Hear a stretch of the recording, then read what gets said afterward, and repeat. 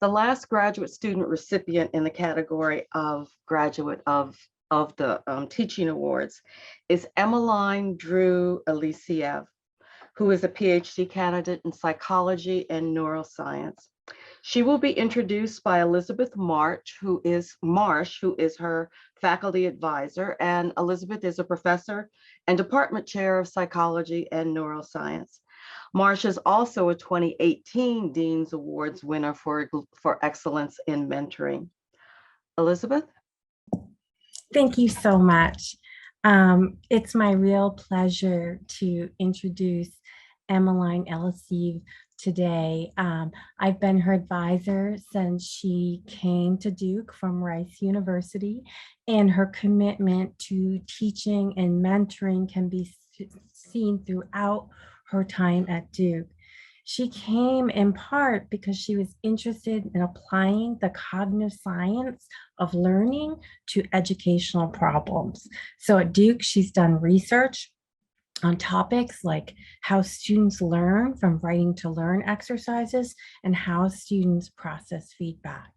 But in addition to her empirical investigations, she's really shown as a teacher, earning in the top 5% of Duke instructors. And I have to say, from a personal perspective, I was very fortunate to have her as my TA the first time I taught a large introductory course on cognition. And I really have to say, I couldn't have done it without her. From her feedback on why a vision lecture didn't go so well, to her creation of exercises using street art to teach undergraduates to understand how the visual system is a reasoning process, to her development of data collection exercises for false memories, to giving me slides that then I modified for myself. She was amazing. She's also been a stellar mentor to undergraduates. She's also worked on an app designed to nudge people toward better studying. She's the whole package in terms of teaching, research, and service. And I do want to say that sometimes Emmaline's a person who's having a lot of impact in the background, and I feel like she doesn't always want a lot of attention focused on her.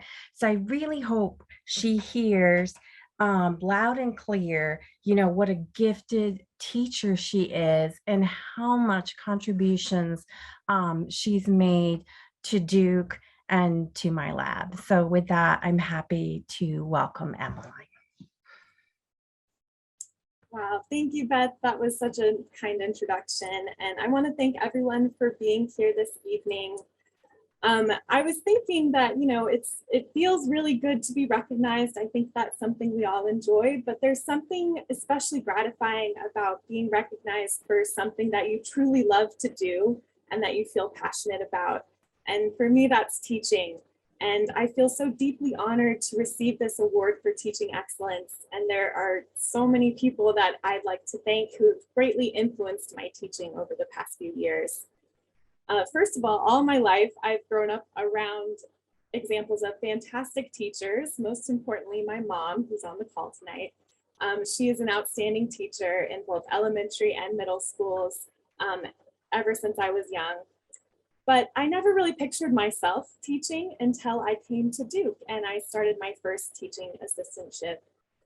And over the past few years, I've had the great pleasure to work with so many talented, passionate, and inspiring undergraduates who have all really motivated me to want to be a better teacher and to seek out opportunities to improve my teaching skills. So I feel really fortunate that I've had access to so many resources at Duke to help me improve my teaching. I want to echo what my fellow awardees mentioned with the Certificate in College Teaching program. It's been instrumental to developing my teaching skills and giving me practical experience. So of course, I want to thank Hugh Crumley for all the work that he puts into that program.